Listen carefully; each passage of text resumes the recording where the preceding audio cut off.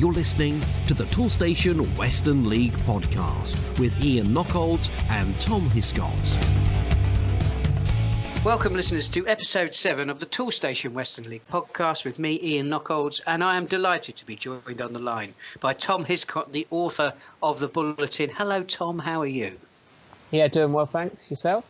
Very good. I had a very pleasant afternoon at the Wembley of Wadworthshire, as I now like to call it, Devizes Town, on Saturday. It was glorious. You wouldn't think it was September, particularly nearly October, and a very good win for the home side. So all of the good burghers of Devizes went home happy against Lebec, but an incident-filled game. So we had plenty of drama on the pitch on Saturday. So that really sorted me out. Me and Betty, we were quite happy with that, very much so.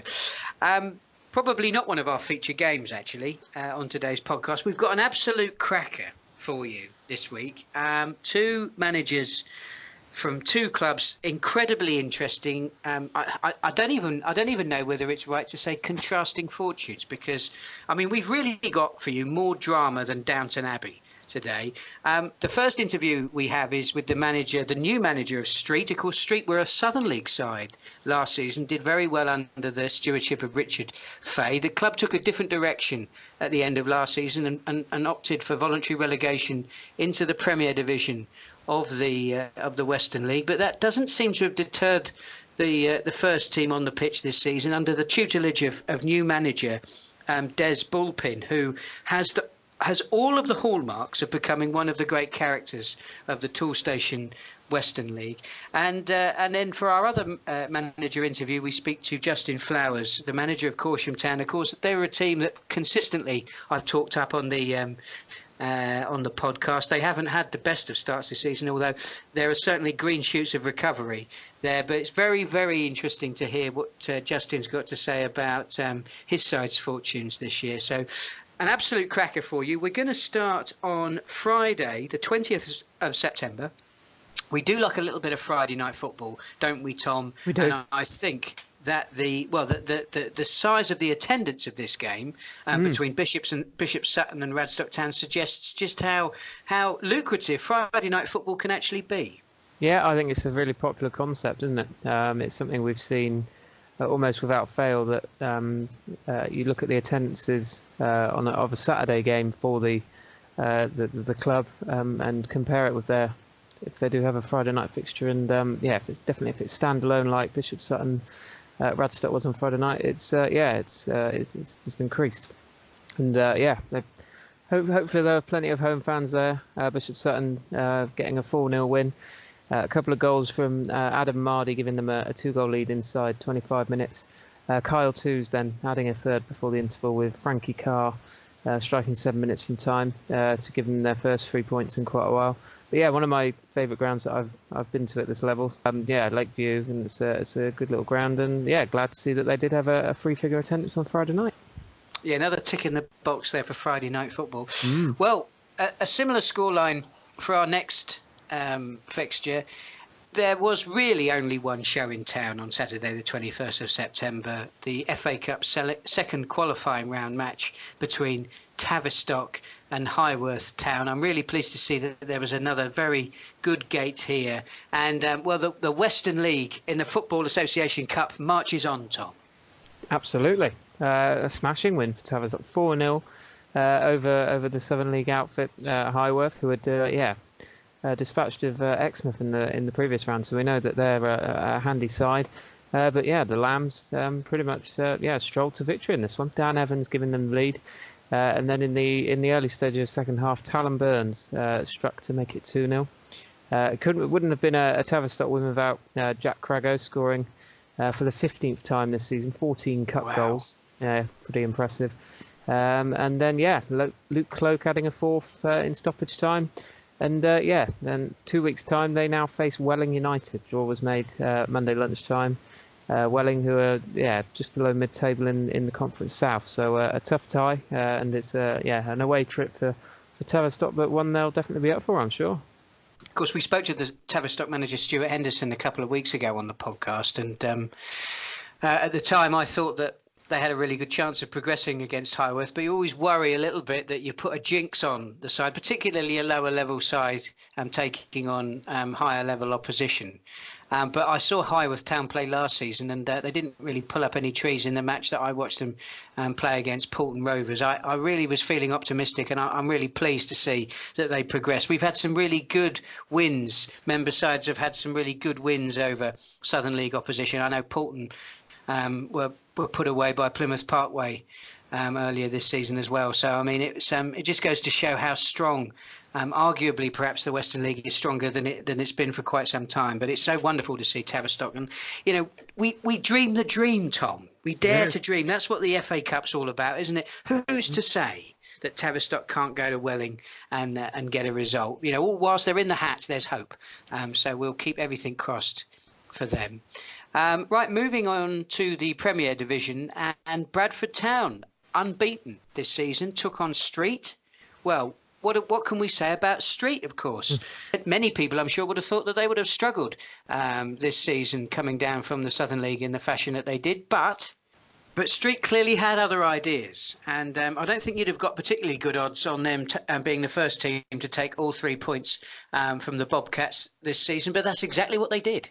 No, and absolutely, and especially on their travels as well. A 3-2 win away at Bradford, a very dramatic game there, and it was a late winner in the end. But Ollie Pearson, Sam Strange, and Leighton Thomas all on the score sheet for the away side. Tyson Pollard and Lee Davidson scored just before and just after half time to keep Bradford very much in the contest. I think it was 2-2 pretty late on, but then Street managed to grab a late winner. But that wasn't the end of the drama. Bradford coming back, obviously, we know they're very capable of getting goals, and it was Pollard who obviously scored earlier in the game. Had a headed effort pretty late on, but it ricocheted back off the crossbar, and it was Street. They hung on for all 3 points and move into the top half of the table. Yeah, fantastic result there for Street, and I thought this was a good chance to get in touch with their new manager, Des Bulpin. And of course, we talk about the state that he found the club when he took over at the start of the season. But I started off the interview by asking him about his footballing journey to the Street dugout. Well, it's been a long journey. I played for Street 40 years ago, so. And funny you said about the dugout. I remember with a few of the players mixing up some concrete and making the dugout. I don't think we made the very good job of it. So I started there and played there. And then I went into my coaching and moved on to Bristol City on a part-time basis. Bobby Gould asked me to Bristol Rovers, and I went there. And then Jerry Francis joined Bristol Rovers, and we had a very successful time. And I learnt a lot there. And then I moved on with Jerry, obviously, to QPR and Tottenham, and then I went on my own a little bit. I moved on to Stockport County, which I really enjoyed. That was probably the best club I worked at. I thought the chairman was a good bloke. I thought they had a plan, and I really enjoyed it. Then I've been abroad. I've been to Uzbekistan. I've worked in India. I've worked with the Indian under-23s. So, and then I came back to England and worked with Ian Holloway for a while. And my last league club was Millwall, before coming to Street. So it's an incredible footballing journey you've been on then that's brought you back to your hometown club. Yeah, it's not really my hometown, but the first club, the first sort of club that I sort of managed of any ilk, if you want to call it that. And I'm back here now, and what I have to say is, the budget's been cut, so it's been quite hard work. The first thing I did was I signed Nick Andrews as an assistant, and he's been a magnificent help bringing in a lot of young players, and we've picked up a lot of very good young players, and we've gone young to stay within the budget. Also at the club there's a thing I call Dad's Army, a load of old men, probably my age, who keep the ground tidy and do a lot of work. So there's a lot of good people around making an effort and trying to take the club forward. Now, obviously, we all know that the club has come down from the Southern League. What was it like to inherit the side under those circumstances? Well, they made a little bit of a mistake and gave me the job very late. So I rung 2 or 3 of the players and they didn't want to know. So I thought, right, we need to go another direction, and we just went totally young. So I just feel with these academies around now, I honestly believe they throw out a lot of very good boys. So I looked at that, and we've got a lot of rejects from Yeovil and other clubs, Southampton and wherever, and stuck them in the team. I mean, the other week the side was under 21, was the average age. So, yeah, we're pleased with the way things are going with such a young team. Well, obviously, there's been a huge amount of comings and goings since you've taken on the role as manager. Which are the names of the players that will be unfamiliar to the fans, but you think that that they could look out for this season? Well, I don't really want to do that. I mean, I think that I've got 5 or 6 of them in the side at the moment under 18. I think any one of them could play in the Football League. I think they're good enough to do that. I've been brought through quite a few young players in the Football League, and they're doing very well for us at the moment. But, it's the old cliche, isn't it? It's not about individuals, it's about the team. Given these, the difficult circumstances in which you came into Street, I mean, what were your expectations coming into this season? What did you want to achieve for the side? Well, it was a struggle. I mean, I really struggled till I got Nick on board because, I made a few phones to contacts I had, and a lot of them don't work in the game anymore. So then I managed to get hold of Nick, and I signed his son Cam, who's captain, who's only 20, and he's a very good player, lots of enthusiasm. And Nick and I then phoned people and kept at it and got the team together. So basically, he's been a massive help to me. And then, of course, on the training ground, we train twice a week, and the players have taken on board what we do. You mentioned your dad's army of volunteers at Street. Of course, they'll be long-suffering fans. I mean, how have they been with you since you took over? Yeah, well, the dad's army have been wonderful people. I mean, the first day I went there, I didn't have an office, and there was a room, and I said, "Can we make this an office?" And they went 2 weeks. I said, "Can we do it quicker?" I helped them. We got everything out, and I had an office painted and done up by the end of the day and carpeted. So, their enthusiasm helps me because there's times when obviously I get a bit low, like we all do, when I get a bit browned off for things. But when you see people in there giving up their spare time to weed and keep the place looking nice, and they're always happy and they support us whether we win or lose, that lifts me a lot. Let's talk about things on the pitch because you've had 3 wins from 5 matches. Are you pleased with that start? Disappointed, really. I thought we could have beat, believe it or not, I thought we could have beat Plymouth Parkway. We just gave them, 2 or 3 goals in the first 3 minutes after that. To be fair to their manager, I found a very nice person. He said that we should have won by 5 or 6 goals. So I was disappointed to lose that game. I was disappointed to lose at Shepton Mallet away, but I think a draw would have been a fair result. And I think the biggest problem we got is playing young boys is to toughen them up. And I felt on Saturday against Bradford, who are quite a physical side, no problem with that. I've got no problem with that at all. That we matched them. We competed and we rode a little bit of luck in the goal mouth, but the young centre-backs realise that they have to head the ball and they have to stand up for themselves. So it's been a good experience so far, and who knows where we'll end up. But my target was to end up in the middle, but having seen the league, I think we're good enough to end up in the top 6.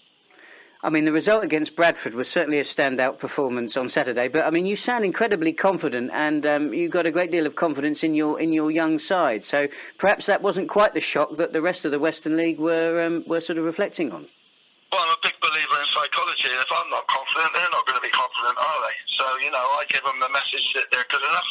I know they're good enough, and the only way is to go forward. Now, that doesn't mean we're not going to slip up some weeks, and in some weeks we might get beat, but we run out of time sometimes. We're in the 88th minute, and we're 2 down, and we could win the game, and I'm confident if the game was another 10 minutes, we would, because I believe in them. And I think that's what it's all about, is believing in yourself and believing in your players. Now, obviously, we've talked about Bradford and Parkway already. Which other teams in the Premier Division do you think will be going well this season? I think Shepton Mallet will do quite well. I think they're just organised and they stick to what they do and they do it quite well. And I think they'll be very hard to beat at their place. And I think they'll have a good season on what I've seen. I was impressed with Keynsham. I thought they were very strong, very physical. A lot of old heads who just seemed to know what they were doing. enjoying it at the moment. Now, you've got Hallen up next at the Tannery, and this will be an interesting tie. Two sides, neck and neck already in the table, virtually identical starts to this campaign. And, of course, if you win this one, that really will cement that really impressive start that your young side have had. I'm just a bit annoyed that I'm trying to sign a player at the moment from Turkey who's played in the first division in Turkey. He's a little bit older, he's 25. And I think he'll get 40 goals this year if I can get him. He's coming down on Saturday. I've just found him a job. Just trying to find him somewhere to live. That's a pity I can't field him on Saturday because he's a handful. You know, he's 6'3", and he can edit, he can flick it on, he gets hold of it, and he can score goals. His goal scoring record's very, very good. So it's just a pity I haven't got him on Saturday. And my thanks to Des for his time. Now then, moving on to Clevedon Town, and they enjoyed a 7-goal thriller against Bridport. They did. Really, really good game, this one. Clevedon coming from behind at the Hand Stadium. They trailed at half-time. Lucas Vowles played a big part in that comeback for Clevedon. He managed to get them back on level terms early. Lewis Clark then putting Bridport back in the lead from the spot. Before Jay Murray then got Clevedon's second equaliser of the afternoon to make it 2-2. Vowles then scored again to put them ahead midway through the second half. But Bridport, didn't lie down, and Joel Hewitt levelled things. But then, as you can tell, topsy-turvy game. Goals flying in at both ends. But with 12 minutes left on the clock, it was George King who eventually scored the seventh and final goal of the game to hand Clevedon a 4-3 win, and up into the lofty heights of third spot now, Clevedon. Excellent stuff. Now, Cribs, they entertained one of the new boys to the Premier Division, Exmouth Town, and their good form continues, Tom. Yeah, absolutely. Exmouth haven't had a league game in over a month because of quite a lot of cup fixtures, and obviously doing well in those cups as well, which has extended their progress in those competitions. But back in league action, and a 4-0 win away at Cribs. It was Ben Steer, very much star of the show for the away side. He managed to score a hat-trick, and Ace High back on the score sheet again as well. I think he'll get a name check every time he scores, so a good win for Exmouth on their travels away at Cribs. Now, dare I say it, our next feature game has something of a surprise about it. Plymouth Parkway were at home, a very healthy crowd. In fact, the second biggest at home, the second biggest in the Premier Division on Saturday. Saw them entertain Premier Division new boys Keynsham Town. Keynsham coming up, our champions from the First Division. But Keynsham certainly acquitted themselves very, very well. Yeah, I mean, it didn't look like it was going to be a surprising result. Just after half-time, Parkway pulling into a 3-goal lead. Adam Carter scoring twice for the home side. But Keynsham mounting a fantastic fight back to eventually grab a 3-3 draw. So, fantastic second half from Keynsham. Tom Knighton and Cam Ricketts both scoring within 15 minutes of the restart to get them back into the game. And then with less than 10 minutes remaining, it was Craig Wilson firing a low shot into the back of the net and completing the remarkable comeback, and then that's how it stayed. So a really, really good point from Keynsham, and Plymouth Parkway drawing 3-3 there.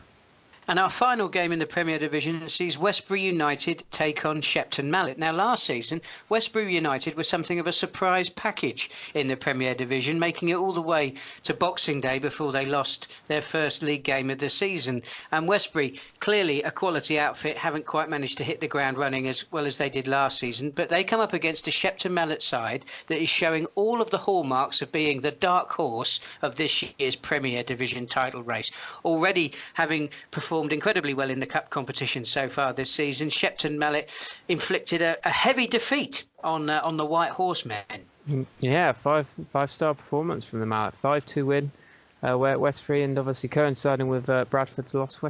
Shepton are now the only unbeaten side left in the Premier Division following this win. They took an early lead through Conrad Peck before Westbury levelled things through Ricky Holbert.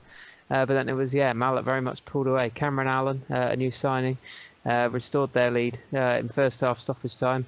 And then after the break, very much, Shepton were to the fore. Jack Fillingham has proved a brilliant signing for them so far. He scored twice, and there was also a goal from Aaron Sevilla. So to give them 5. Westbury did manage to claim a late consolation through Joe Stradling, but it was a big away win for Shepton Mallet. Another job, another saving. Brought to you by Toolstation. Is this all the receipts? Yes, boss. For everything we got from Toolstation? Yeah, why? I just thought we'd spend a lot more than this. Oh, no. We got all the best brands too. Makita, Santex, Karcher, Nest. Top job, top saving. With over 15,000 trade quality products at prices that are hard to beat, we're here to save you on every job. At toolstation.com and all 340 branches. Now moving on to the First Division, and our first feature game is at the Theatre of Cheese, where a very strong start from Cheddar in this year's competition came slightly off the tracks against a faltering Corsham Town side. Yeah, it sounds like a fantastic end to this game. 60 goalless minutes. It was looking like a tight affair, and then it shot into life. Corsham eventually running out 3-2 winners away at Cheddar. But yeah, fantastic game. Ricky Bennett whipping in a free kick to put the hosts ahead before Corsham struck twice in quick succession. Ash Outchin, easier said than done, and Josh Hard and Josh Hard each striking to turn the game in their favour. Cheddar then coming back, getting back on level terms. Callum Laird firing home, but yeah, Corsham managed to go ahead once again, despite that setback, and it was Hard who set up his strike partner Josh Bright, to complete a dramatic win for Corsham, and yeah, fantastic end to that game for them, and it was a 3-2 win away at Cheddar.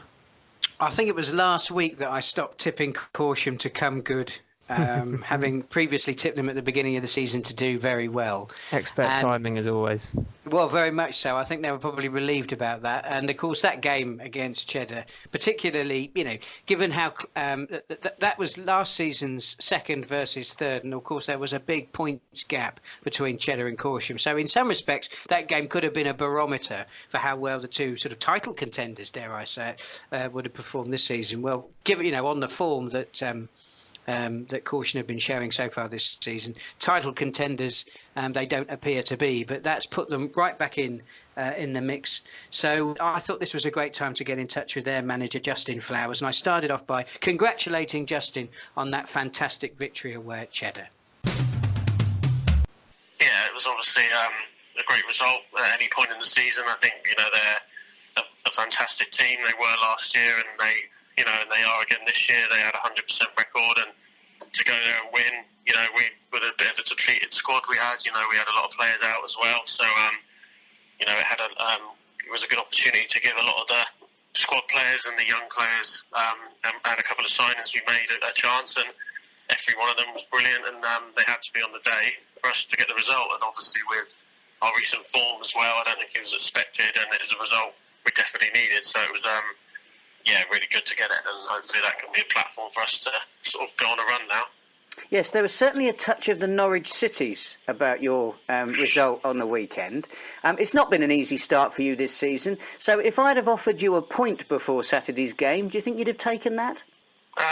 It's a bit of a weird one, really, because I know we haven't had the best of results, but I do think we're better than the results we've had. I know every manager thinks that, but we've got a very similar sort of squad to the team that finished third in the league last year, and I know we've not had the results, but even after the results we've had, I always expect us to go and win anywhere we play. Obviously that's what we're here to try and do, and obviously it was, I wouldn't say we were favourites, I would have thought they were, but we always have a game plan to go and try and win games. So probably not, I wouldn't have taken a point, but if the point happens, it happens, and football's like, you sort of assess it on the day and how the game goes. And I think even if we had a point on the day, we couldn't have argued. They were a very good side. They were good on the day, and we had to defend very, very well and sort of play on the counter. And we had a plan for that, and on the day it worked. But that's what we hope to do in every game. Have a separate plan to whatever that might be, and it worked on the day, which was brilliant for us.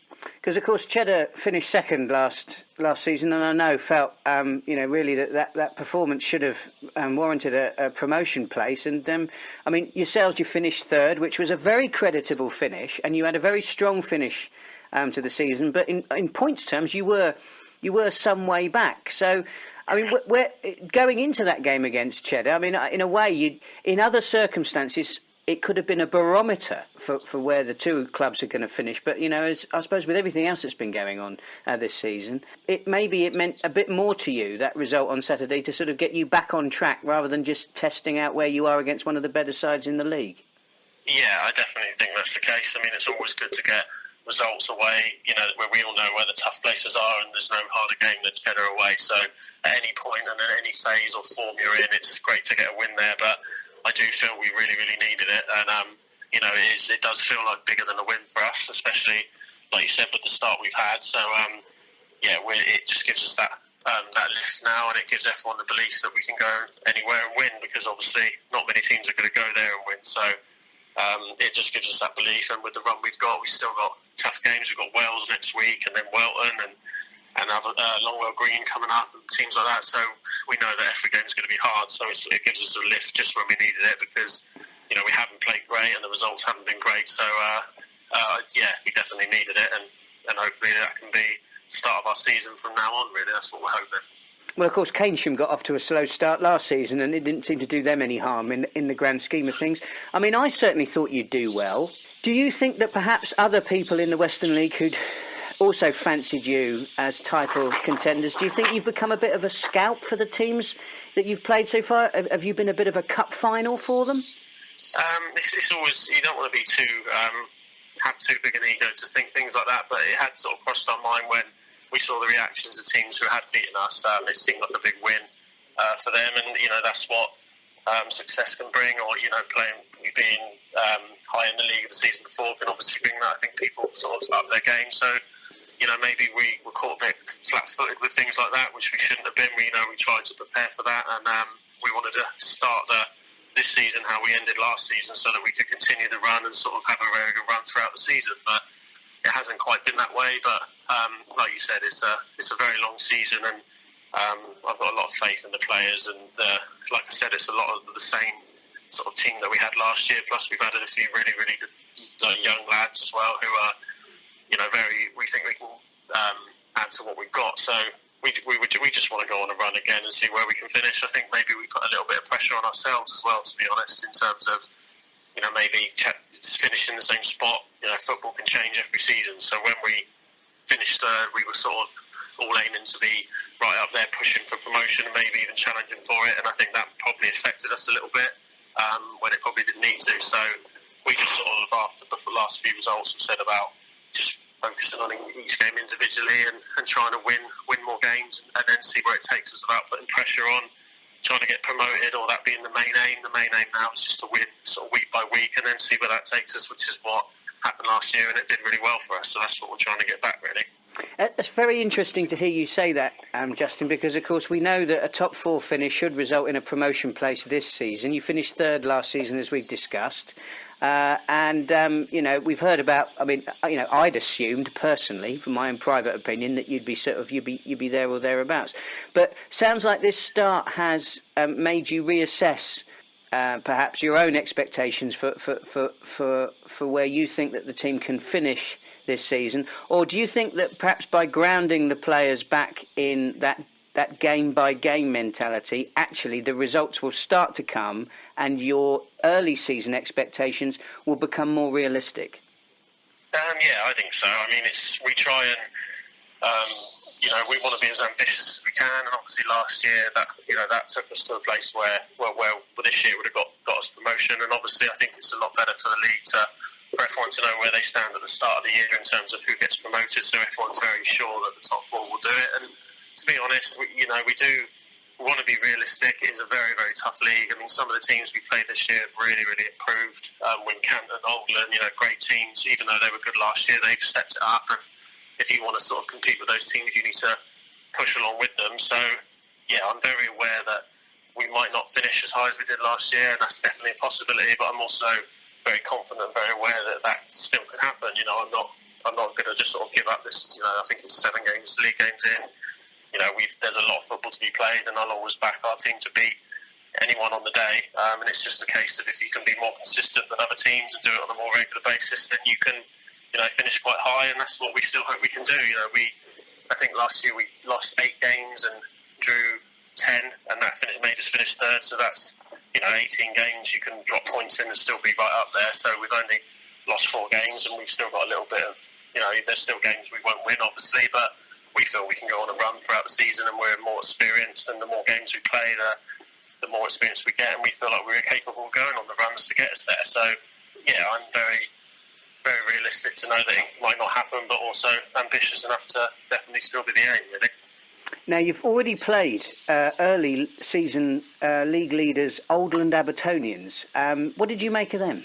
Yes, they're a good side, very well organised. It was a bit of a tight game on the day, and they just sort of pipped it, but yeah, they definitely improved from last season, and they have a game plan, and they know how to do it, and obviously they picked up other results, so it doesn't seem as bad, losing to teams when other teams are doing it as well. So again, it's just a question of whether they can sort of sustain it. They've got a good management team there. We spoke to them after, and they're a nice bunch of people, so I'm sure they've got real ambitions to stay there, and yeah, they've started well, so good luck to them. And who else do you think will be in the mix-up come the end of the season? It's always tough to know now, like we sort of already touched on. There's so many teams that can just go on a run and come out of nowhere, but for me, the 2 teams I sort of predicted before the season were Cheddar and Wells. I know Cheddar, how strong they were last year, and they probably kept the same sort of squad, hoping to build on and get promoted. They probably deserved to get promoted last year and had it taken away, so they've got a point to prove. And Wells, I believe, signed a few quality players as well. So those were the 2 really that I thought would be the main 2, and then there literally is a handful of sort of 6, 7, 8 clubs in behind that. Hopefully we're one of them that can then go and push for the next 2 spots. That's how I see it. One of the beautiful things about this early stage in the season is a couple of back-to-back wins, and all of a sudden that league table looks very different. You follow up that win against Cheddar with a win on Saturday against Wells. You've got them at the South Bank ground. Your start to the season is going to start to look very different, isn't it? Yeah, well, that's obviously what we hope to do. We want to build on what we did on Saturday, because obviously it can soon switch around straight away. It's all very well beating Cheddar and then losing the next two games or something like that. We want to be consistent and perform well. And last season, I think the last 13 games we got 9 or 10 wins, and that's what it's about. And I think it's all about when the games are tight. It's about who can just get it over the line, whether it's a bit of luck or a bit of magic from someone. And last year we were winning games that were really tight, and this year we've been losing the games that were really tight. So it really does can affect, little things can affect it. So we're just trying to get every detail right and get the players ready, so that when the games are tight, which in this league they more often than not are, we're the ones who can sort of capitalise and get the win and then go on a run. And obviously to win away at Cheddar and then to win at home to Wells would send a real statement out to the league and to ourselves, and hopefully then we can go on a run and beat the teams that will be in and around us. That's what the aim is. Now, one final question. We've talked about what's going on at your club on the pitch, but I also noticed that there's a lot going on off the pitch as well. I've seen an awful lot of activity on social media promoting Corsham Town, particularly YouTube. Can you tell us a bit about that? Well, we've got someone who does all our social media. Jacob, his name is, and he's just been absolutely brilliant. He records all of our games, which is a brilliant sort of side to have, because obviously when you win a game like we did on Saturday, it's just brilliant knowing you're going to see the highlights and see the goals and the replays, and he's just got better and better with the equipment he's using and the cameras, and he's doing walkouts and line-ups and stuff like that with all the stuff before games. And then, like you said, it promotes the club, and it's just given us a little added bonus to the club and makes us look professional, and it's a really good thing to have. So big thank you to him, because he does it all in his sort of spare time. And I know a lot of clubs are trying to do the filming, but you need people who are dedicated and willing to do it, and we're lucky enough to have that. So it's a really good sort of bonus for our club that we have all that. And the players love it as well, and it's good for the supporters to look back on it. And we do player of the month and goal of the month and all stuff like that. It's just a real sort of fun element and hopefully makes us more professional, and it's something we're really, really proud of. And my thanks to Justin for his time. Now we move on to, dare I say it, 2 of the surprise packages this season. Sherborne Town, they were at home to Portishead Town. I think that'd be fair to say, yeah. Sherborne, I think they ended last season pretty well. I think they were down in the doldrums I don't know, around sort of April time, and had a good run towards the end of the season. And I think they've pretty much brought that into this season. A 3-2 win on Saturday against Portishead. Goals from Josh Williams and also their man of the match, Hayden Hodges. Kept them in the game. I think it was 2-2 pretty late on. But then it was Dan Newens who scored the winner for them. And that was their 4th win of the campaign. So, doing really well at the moment, Sherborne. A 3-2 win at home to Portishead. We always seem to talk about Warminster on the podcast, normally for their excellent social media. And, of course, I was very excited at the start of this season by their starting lineup. They looked like they were going to go very well this season. It hasn't quite panned out quite that well for Warminster, but they came up against a side in Hengrove who couldn't buy a win, it seemed. They'd had a really difficult start to life back in the First Division, but it looks like they've acclimatised eventually, Tom. Yeah, I was going to say, I think the transition back down to First Division football maybe took them by surprise a little bit. But 3 good results on the bounce now for Hengrove. They got a draw away at league leaders Oldland a couple of weeks ago. Obviously a big win in the Les Phillips Cup during the midweek, a 5-1 win. And then Saturday afternoon a 2-1 win away at Warminster. First league win of the season, and it was goals in either half from Mickey Parsons and Regan Burton, helping them to a 2-1 win there. The second highest attendance in the First Division at Warminster. Of course, their big gates are, again, something that we've talked about before on the podcast. But 102 people saw that game, second only to Devizes against Lebec, the game that I was at. And, of course, the 3 points for Devizes has actually put Devizes just above Warminster in the First Division table. We won't dwell on that too much just now. I'm sure Tom will talk a bit about the tables towards the end of the podcast. We've got one more feature game to cover, and that's in the First Division. Wincanton Town against another one of the sides that we expect to do incredibly well in the First Division this season, Wells City. But Wells were not at the races. Not on this occasion, but good start for Wells. I think they're up towards the top, but going against a Wincanton team who are now up even higher than them in table. I think they're up in second, Wincanton. As you say, we'll have a look at that in a sec. But a 2-0 win for the home side. Goals in either half for them as well. It's Harry Carter and then Dan Wise fired them to a 2-0 win. But Wincanton and Wells, 2 of the early season high flyers. So it was a good game there and a good win for Wincanton. Excellent stuff. Well, that concludes our look back at the fixtures over the weekend. We've got fixtures coming up. Only a couple of games in midweek. We won't dwell on those too much. The real action starts again in the Toolstation Western League on Saturday, the 28th of September. And which game has caught your eye, Tom? Yeah, I couldn't look any further than the first one alphabetically. It's Bitton versus Plymouth Parkway. Obviously, Parkway probably could count that as a bit of a letdown on Saturday afternoon, a 3-goal lead. Surrendering that to Keynsham, and they'll be looking for a big rebound away at Bitton, who obviously just as Parkway are very much a fancied side and very much a team that are looking to gain promotion. So when 2 of the big hitters go head to head, that's probably going to catch my eye a little more than maybe some of the other games. So fascinated to see how that one plays out on Saturday afternoon. Yeah, I think anybody who is scratching around for a game to go to on the weekend really does need to go to Bitton for that game. 2 of the big hitters. I mean, we know Bitton always turn up for the big games. Parkway will know that. That's going to be an absolute classic. And I think, it's a great game to take in this early in the season. Personally speaking, I've not least following that remarkable interview I did earlier with Des Bulpin from Street. I'm going for Street against Hallen. Now, I think that these 2 sides, as I said in the interview, they're very, they're placed next to each other in the table, so arguably evenly matched.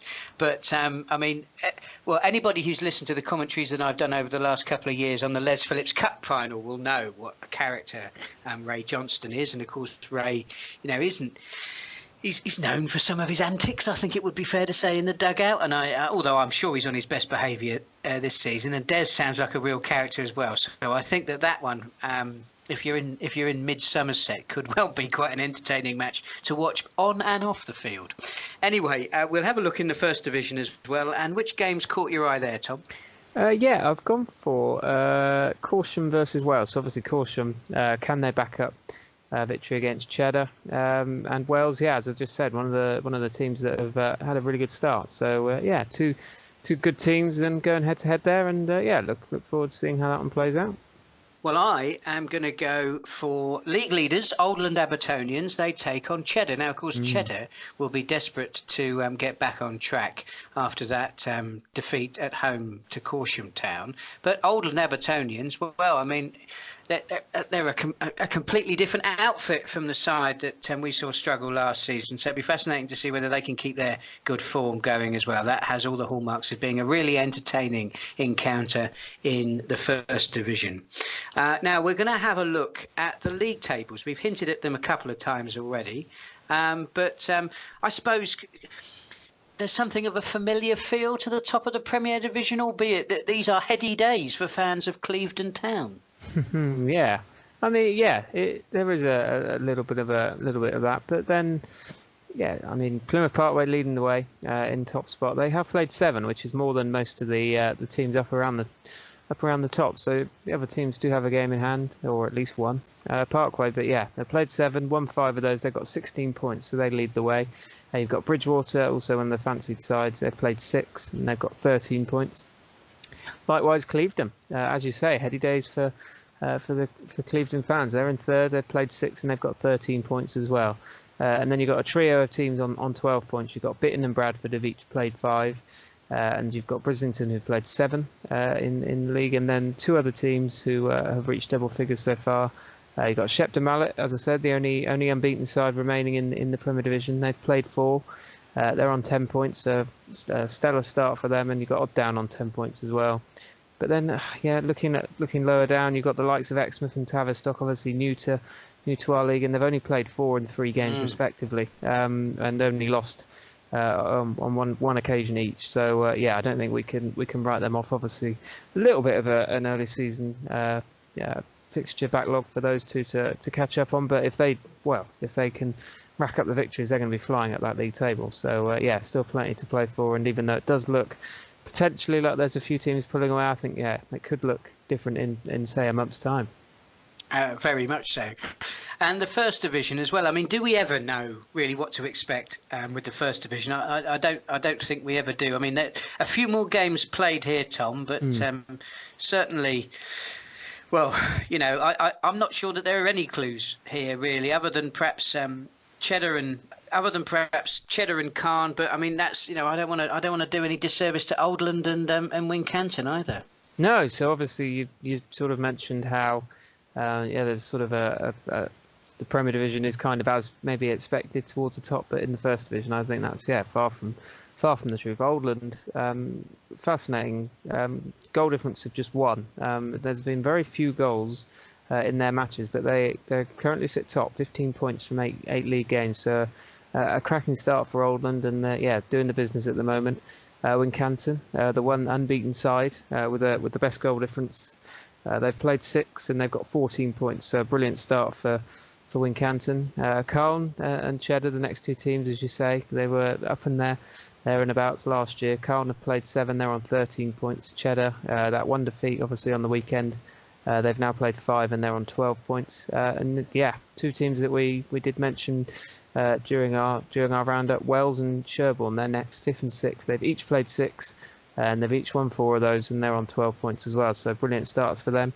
And then you've got other teams like Ashton, Backwell, Longwell Green, who will be really happy with their starts. Well, they've each reached double figures already from 6 games, and absolutely plenty to play for. If you're looking at the difference in points, you've got Cowan up in 3rd, as we said, on 13, and you've got Corsham down in 12, well, not even down in 12th, in 12th spot.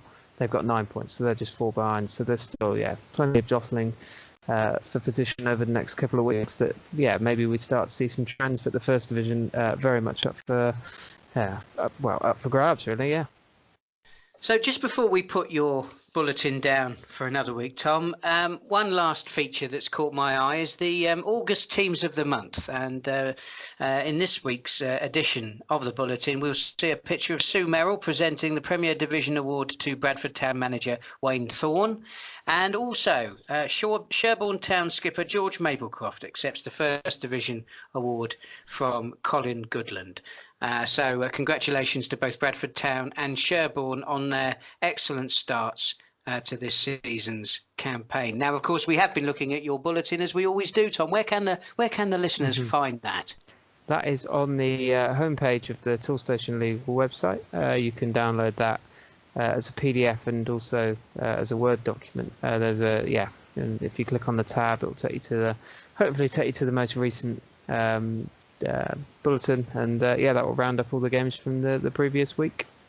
Excellent, Tom. Thank you very much for your time and Pleasure. Your research as always. And I look forward to catching up with you on next week's Toolstation Western League podcast.